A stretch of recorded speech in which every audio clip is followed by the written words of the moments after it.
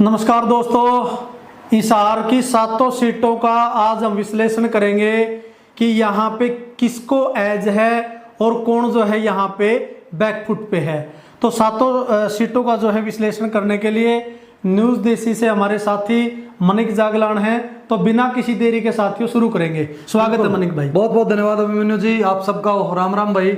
7 की 7 सीटा का जुगरा हरियाणवी भाषा में क्या करनी, पानी आप पैट दें भाई, आंकड़े दे देंगे, अंदाजा दे देंगे अपने, बाकी सारा क्लियर तो 8 तारीख ना होगा। क्लियर हमें किमें गुण कर दे, कोई भी मायूस ना हुआ है, कोई भी भाई दिल पर ना ले हुआ है। तो 7 सीटा जिक्र कर लेते हैं। हिसार की 7 सीट सबसे पहले बात करांगे भाई, सबसे ज्यादा वोट सीट बनी हुई है हिसार की मनिक नारनूंद विधानसभा। या ये भी वोट सीट कौन शास्त्री जी, इस टाइम पर टिकट बंटी, उस टाइम पर भी वोट सीट थी यार। लास्ट के दिन और 2:42 पर घोषणा हुई कि यह टिकट जस्सी पेटवाड़ को मिल गई। तो शुरू से ही जो है यह सीट वोट सीट है। तो बात कर लेते हैं नारनूंद विधानसभा की। नारनूंद विधानसभा में हमने एक के फोटो लगाया है। तो एक फोटो लगाने की वजह क्या है, एक फोटो क्यों लगाया, वो चीज भी बता देते हैं आपको। नारनूंद विधानसभा का चुनाव लगभग क्लियर हो चुका है शास्त्री जी। यहाँ वैसे अगर देखा जाए तो जस्सी पेटवाड़ के मुकाबले में बहुत तकड़ा कैंडिडेट है, बहुत ताकतवर, लेकिन उसकी ताकत चल नहीं पाएगी अब की बार नारनूंद के अंदर। जस्सी पेटवाड़ यहाँ से लगभग जीत की तरफ बढ़ रहे हैं। अब मार्जिन पर बड़ा मैच रहा है। उस पिछली बार बीजेपी वाले ने कहा था नहीं 70 पार 75 पार, वह चीजें ये तो रोड़ा रह रहे भाई। मार्जिन के जो जस्सी और 52,000 से जीतांगे, जस्सी पेटवाड़ का टैग है 52,000 से जीतेंगे। आपने रैली देखी होगी, जबरदस्त रैली थी परसों, बहुत तगड़ी रैली थी। कल की रैली कल बहुत तगड़ी रैली थी। वह रैली भी आपने देखी। तो जस्सी पेटवाड़ नारनूंद से जीत रहा है, ये क्लियर मेरी तरफ से, मैं ये चीज क्लियर कर रहा हूँ शास्त्री। तो आप क्या मानते हैं इसको? मैं भी ऐसा ही मानू हूँ। जो जन भावनाएं हैं इनको नकारा नहीं जाएगा। मैंने लोकतंत्र के अंदर विशेष तौर पर, हालांकि चुनाव के अंदर अलग अलग प्रकार के हथकंडे हैं, वो भी अपनाए जाते हैं।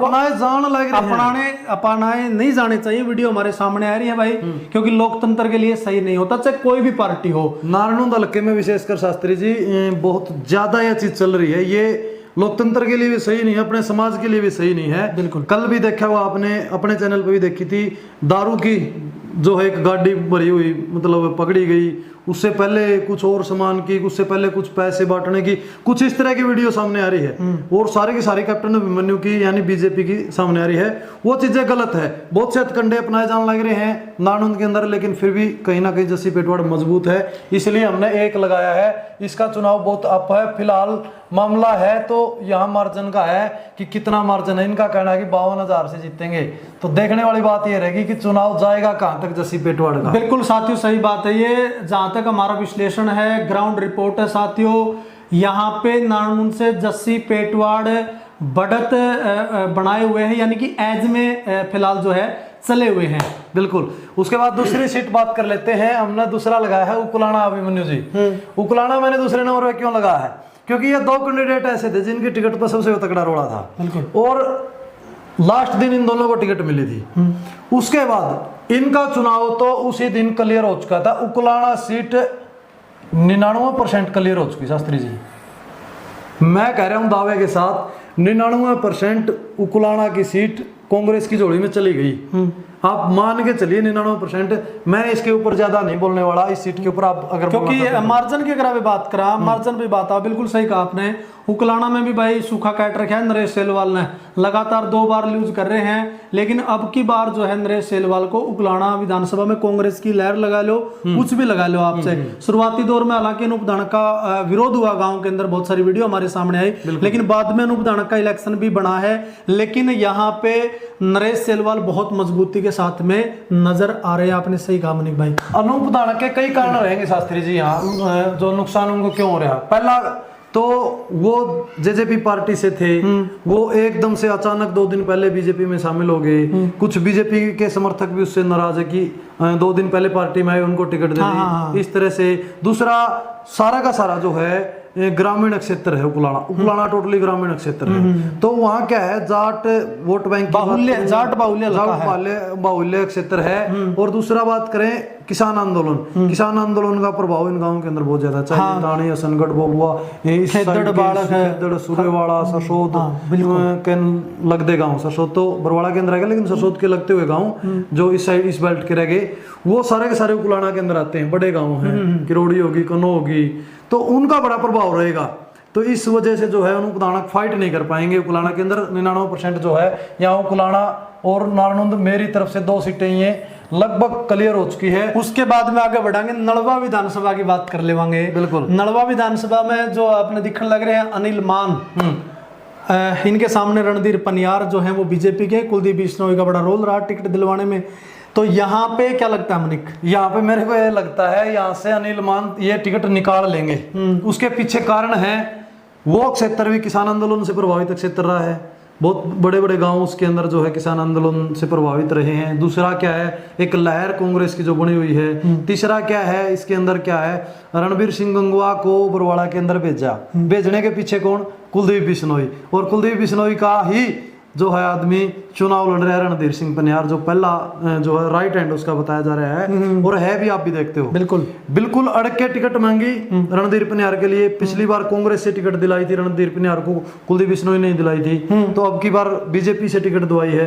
तो वहाँ जो है किसानों का भी प्रभाव रहेगा और रणबीर सिंह गंगवा का भी प्रभाव रहेगा। तो अनिल मान यहाँ चुनाव जीतेंगे। दूसरा भी वजह बता देता हूँ आपको मैं, कांग्रेस के जो प्रत्याशी थे, जो टिकट मांग रहे थे पहले, जिस तरह सबसे बड़ा चेहरा संपत सिंह था, हाँ। और ये थे अपने चंद्र प्रकाश थे, ठीक है, ये मुख्य चेहरे थे वहाँ। और मनोज माही था, 1-2 चेहरा और था। तो वो जो है ना, वो नरेश मलिक था, वो सारे के सारे कैंडिडेट अनिल मान मनाने में कामयाब और सारे इनके साथ बड़े दिल से लगे हुए हैं। ये इसमें दीपेंद्र सिंह हुड्डा और खुद भूपेंद्र सिंह हुड्डा इनके चुनाव प्रचार में आए और सबको बड़ी जो है सख्त आदेश देके गए कि अनिल मान का सपोर्ट करो, सहयोग करो, इसको जिताओ यहाँ से। तो कहीं ना कहीं इसका फायदा इनको मिलेगा। और रणधीर सिंह पनियार अकेले हैं। कुलदीप बिश्नोई का साथ तो जरूर उनके साथ, कुलदीप बिश्नोई का साथ है, लेकिन कुलदीप बिश्नोई का विरोध लोगों का आपने देखा। तो कुलदीप बिश्नोई प्रचार करने के लिए सिर्फ 2 दिन आए, तीसरे दिन भी नहीं आए वहां। तो कहीं ना कहीं ये टिकट भी जो है, ये 3 सीट मेरी तरफ से, मेरा मानना है, ये 3 सीट कांग्रेस फिलहाल लगभग निकाल लेगी। बिल्कुल। उससे बात, तो उसके बाद में बात करेंगे साथियों, हिसार विधानसभा की बात करेंगे। हिसार विधानसभा में कमल गुप्ता जो है बीजेपी के प्रत्याशी हैं और कांग्रेस के रामनिवास राणा प्रत्याशी हैं। निर्दलियों का भी बोलबाला अब की बार मुझे लगता है हरियाणा प्रदेश के अंदर देखने को मिलेगा। वो अलग से वीडियो बनाएंगे निर्दलीय के लिए, कितने निर्दलीय चुनाव लड़ रहे हैं और कौन कौन मजबूत स्थिति में, यानी कौन कौन निर्दलीय जीत सकता है, वो एक अगली वीडियो आएगी। फिलहाल हिसार की अगर आप बात करें, बड़ा नाम गुंजन लग रहा है सावित्री जिंदल का। बीजेपी ने टिकट नहीं दी, टिकट मांग रही थी सावित्री जिंदल, लेकिन निर्दलीय कूद गई मैदान में। और सावित्री जिंदल, मैं आपको बता रहा हूं मनिक, आप विश्वास मानिए, बहुत मजबूती के साथ में आगे बढ़ रही है। अगर आप हिसार विधानसभा की बात करा, मैं इसको डिक्लेयर ही करता हूं यहाँ। अच्छा, मेरे आंकड़ों के अनुसार, देखो कोई साथी इस चीज को दिल पे ना ले, मैं आंकड़ों के अनुसार मेरा मानना है कि सावित्री जिंदल यहाँ बहुत अच्छी बढ़त बना करके चल रही है। और सावित्री जिंदल की ये टिकट आप लगभग फाइनल मान के चलिए, सावित्री जिंदल यहाँ से चुनाव जीतेगी। हिसार के अंदर एक निर्दलीय चुनाव जीतेगा, वो सावित्री जिंदल। ठीक है, ये क्लियर है। उसके बाद में बड़ी हॉट सीट बनी हुई है आदमपुर विधानसभा की, हम बात कर लेवांगे।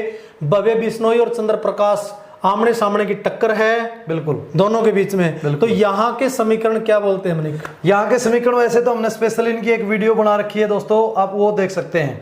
कंप्लीट आदमपुर के ऊपर हमने एक वीडियो बनाई है, किन किन तथ्यों के ऊपर जो है फिलहाल ये चुनाव चला हुआ है, क्या मुद्दे हैं, किस वजह से जो है यहाँ कांग्रेस मजबूत हुई है, किस वजह से यहाँ कुलदीप बिश्नोई यानी भव्य बिश्नोई को नुकसान हुआ है, ये डाउन आए हैं, किस तरह की फाइट यहाँ चली हुई। यहाँ बिल्कुल इस तरह से चुनाव, बराबर का चुनाव है। इस बराबर के चुनाव में अगर मैं मनिक, मेरी पर्सनल कुछ लोगों से मैंने वहां पे पूछा भी है, तो इस बराबरी के चुनाव में मुझे तो, आप अलग से बता देना कोई दिक्कत नहीं है, मुझे तो यहाँ पे भव्य बिश्नोई जो है बढ़त बनाते हुए नजर आ रहे हैं। अगर आदमपुर विधानसभा की मैं बात करूं, बिल्कुल आदमपुर विधानसभा का एक फायदा भव्य बिश्नोई को ये भी रहेगा अभिमन्यु जी, क्योंकि इनका गढ़ रहा है कुछ साथी इनके नाराज हो गए, उनको मनाया जा सकता है। अब के जो 2 दिन है ना, इन 2 दिन के अंदर भव्य बिश्नोई कितना चुनाव अपनी तरफ लेके आते हैं उसके ऊपर डिपेंड रहता है। और इसका प्रॉफिट कहीं ना कहीं इनको मिलेगा, क्योंकि मौके के विधायक हैं फिलहाल वहाँ से, इनका गढ़ भी है, उनके जो है दादाजी का नाम यहाँ गूंजा है, इनके पिताजी का नाम यहाँ गूंजा है,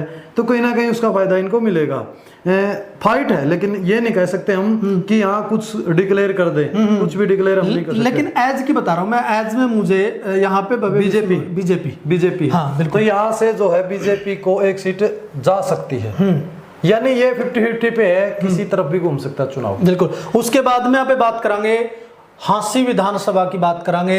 एक तरफ विनोद बेयाणा है बीजेपी के, दूसरी तरफ जो है राहुल मक्कड़ है कांग्रेस के। भाई कुछ साथी है, मत सोचना कुछ साथी, मतलब हमने मतलब कुछ वो सिलेक्टेड फोटो लगा रखे जो टक्कर के अंदर चले हुए हैं, जिसके ऊपर तगड़ी फाइट है।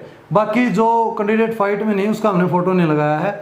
जो फाइट के अंदर, जिस तरह 80 के अंदर बीजेपी से जो विनोद बेयाणा है और कांग्रेस से जो है राहुल मक्कड़ है, इनके दादाजी की जो है इनका बड़ा नाम रहा है इस हल्के के अंदर। तो राहुल मक्कड़ भी पिछले दिनों जो है जेजेपी छोड़ करके बीजेपी इसमें कांग्रेस में शामिल हुए और टिकट भी लेकर के आए। अच्छी फाइट यहाँ देखने को मिल रही है, लेकिन मेरे आंकड़ों के अनुसार यहाँ कांग्रेस को प्रॉफिट जाएगा। अच्छा, आप क्या मानते हैं? मेरे आंकड़ों के अनुसार यहाँ पे आप कांग्रेस को दिखा रहे हैं। टक्कर दोनों के बीच में है, तकड़ी टक्कर है, तकड़ी है बिल्कुल। तो आंसी जो प्रॉपर शहर है, हाँ बिल्कुल, उसके ऊपर बड़ा बड़ा गेम चलेगा। बिल्कुल। अगर आंसी शहर में बढ़त बनाता है कोई भी इन दोनों में से, अगर अच्छी खासी लीड यहाँ पे आंसी शहर के अंदर, प्रॉपर शहर की बात कर रहा हूं मैं, गांव में ये लीड करेगा राहुल मक्कड़, क्योंकि कांग्रेस के उम्मीदवार हैं।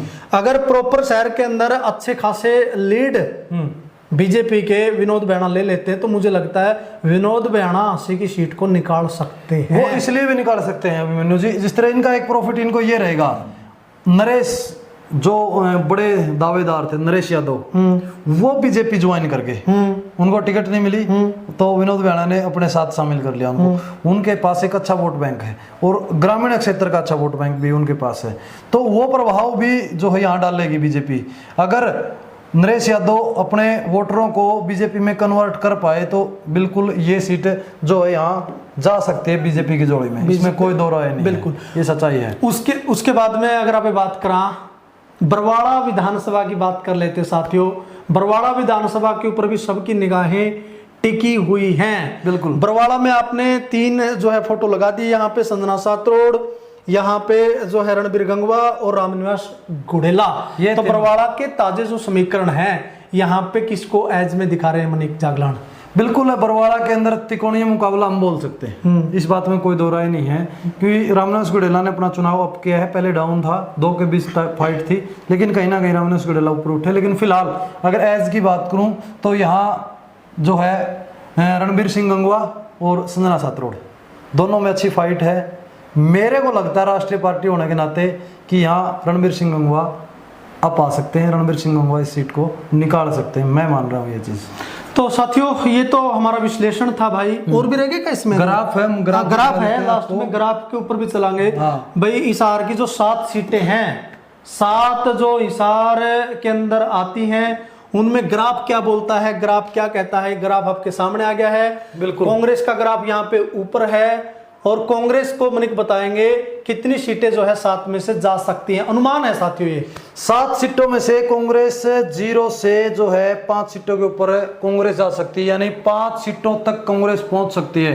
3 सीटें हमने वैसे बताई आपको, जहां बिल्कुल मजबूत स्थिति के अंदर जो है कांग्रेस है, उकुलाना, नारनौंद, और तीसरी सीट कौन सी बताई थी हमने? तीसरी नलवा बताइए। नलवा। ये 3 सीटों के ऊपर जो है कांग्रेस मजबूत है। 2 के ऊपर फाइट है, जिस तरह बात कर लें आदमपुर की बात कर लें, हम दूसरी सीट जो है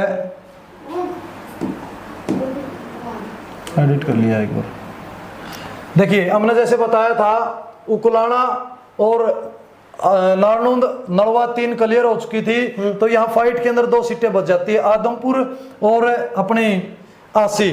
ये सीटें भी जो कांग्रेस निकाल सकती है, यानी 7 सीटों में से 5 सीटों पर जो है कांग्रेस जा सकती है। पहली सीट मैंने दोबारा रिपीट कर देता हूं मैं, नारनौंद और उकुलाना, नलवा 3 सीट क्लियर है, 2 सीट आसी और आदमपुर। यहाँ अप डाउन होगा, इसलिए यहाँ पे नंबरिंग दी गई है कि 0 से 5 तक पहुंच सकती है। बिल्कुल। ये कांग्रेस का मेरा आंकड़ा, अपना दोनों का मिलकर के आंकड़ा हमने जो बनाया है, हमारा ये आंकड़ा बैठता है भाई। उसके बाद में बीजेपी का जो ग्राफ है 7 सीटों में से, वो यहाँ पे दिखाया गया है 0 से 2 सीटें जो है बीजेपी 7 में से ले सकती है कहीं ना कहीं। बहुत डाउन आई है बीजेपी अभिमन्यु जी, अगर पिछले चुनाव की तुलना में बात करें तो बहुत डाउन पे चली गई, क्योंकि देखो हिसार की सीट लगभग बीजेपी के खाते में चली जाती अगर सीट सावित्री जिंदल को मिलती। बिल्कुल, तो वहां गलती हुई तो वो सीट उन्होंने खोली। तो अब 0 से 2 क्यों है? 0 से 2 इसलिए है 80 के अंदर फाइट है, 80 के अंदर टिकट आ सकती है। चांसेस पे बात करें, बिल्कुल ठीक है, लेकिन 80 से कम चांस है। 80 से ज्यादा अगर बात करूं तो मैं आदमपुर के चांस और बरवाड़ा, ये 2 सीटें यहाँ 2 भी हो सकती है या 1 भी हो सकती है और यहाँ 0 भी रह सकती है, ठीक है। तो ये जो है बीजेपी का अब की बार आंकड़ा है। हो सकता है आदमपुर की 1 सीट आए तो 1 में जाएगा आंकड़ा, और बरवाड़ा जीतते तो 2 में जाएगा आंकड़ा। हमारा अब मानना है कि 2 तक ही रहेगा। तो ये आंकड़ा है 0 से 2 तक जो है यहाँ बीजेपी सीट निकालेगी। उसके बाद में आईएनएलडी की बात कर लेवांगे। आईएनएलडी की यहाँ पे 0 से 1 सीट जो है दर्शाई गई है, वो कौन सी सीट है? बरवाड़ा के अंदर पूरे चांसेस यहाँ जो है आईएनएलडी के दिखाई दे रहे हैं। आईएनएलडी प्लस बीएसपी है भाई, कोई भाई ये ना कहें, Bahujan Samaj party plus INLD, ये दोनों सीटें हैं। दोनों जो पार्टियां हैं, गठबंधन का अपना उम्मीदवार इन्होंने बरवाड़ा से उतारा है और बरवाड़ा के अंदर ठीक ठाक मौजूद स्थिति है। हो सकता है यहाँ 0 भी रह जाए और हो सकता है वो सीट जीती तो यहाँ जो है आईएनएलडी और बीएसपी को एक सीट जो यहाँ मिल जाए। इसलिए ये हमारे कयास है, ये हमारे अनुमान है कि यहाँ 1 सीट हो सकती है। बिल्कुल जी। तो ये तो साथियों हमारा यहाँ पे नहीं, अन्य बच गई, अन्य बात कर रहे हो। इस चुनाव के अंदर अगर अन्य की बात ना हो, ऐसा हो सकता है इस चुनाव के अंदर अन्य पिछले चुनाव के ज्यादा आएंगे। बिल्कुल सच, आप देख लेना ये चीज। तो अन्य की भी हमने 0 से 1 सीट दिखाई है, और मान के चलिए आप 0 से 1 सीट जो हिसार की सीट है वो जो है अन्य के अंदर जा सकती है। वो हिसार जो है यहाँ जाती हुई नजर आ रही। मेरे को तो आपका क्या मानना है? बिल्कुल, ये बिल्कुल सही बात है, क्योंकि जैसे समीकरण बैठने लग रहे हैं तो हिसार की जो सीट है वो सावित्री जिंदल के पक्ष में जाती हुई नजर आ रही है। तो दोस्तों 7 की 7 जो हिसार की सीटें थी उनके ऊपर हमने ये जो है आंकड़े जुटाए और उनका जो है विश्लेषण हमने किया, किस प्रकार किन मुद्दों के ऊपर क्यों कौन कहां से जीत रहा है, सारी बातें हमने की। अगर इस पे आपका अच्छा रिस्पॉन्स रहा तो हम और बाकी जो सीटें हैं कोशिश करेंगे आज शाम तक आपको सारी की सारी सीटें के ऊपर विश्लेषण करके बताएं। अगर इस वीडियो का अच्छा रिस्पांस रहा तो कमेंट में राय रखें अपनी, और वीडियो को शेयर करें, और चैनल पर जो साथी नए हैं वह सब्सक्राइब जरूर कर दियो। आपका बहुत बहुत धन्यवाद। हमारा भाईचारा और प्यार प्रेम जो है आपस में बना के रखियो भाई, वो सबसे जरूरी, वो जरूरी है। बहुत बहुत धन्यवाद साथियों। जय हिंद, जय भारत, जय मेरा हरियाणा।